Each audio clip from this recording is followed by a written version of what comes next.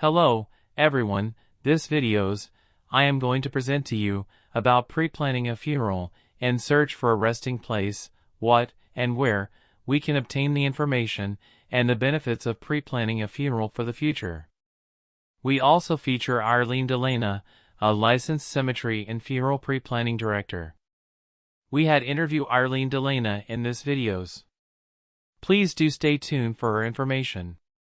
But first, we tour you around the memory garden.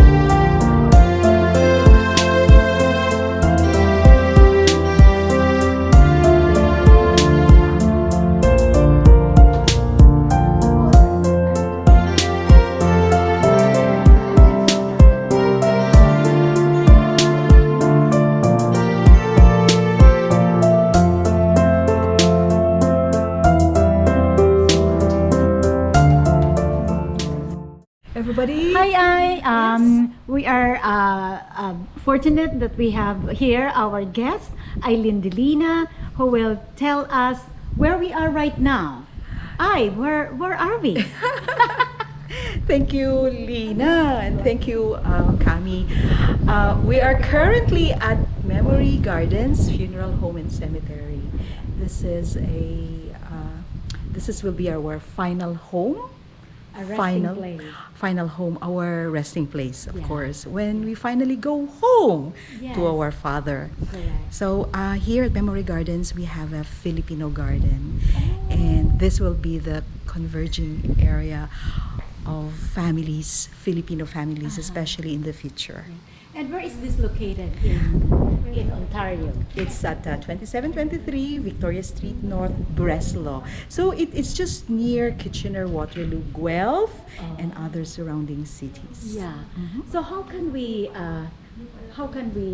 buy a lot or a plot or A property here? Yeah, we visited the area and there are different kinds of products like a bench.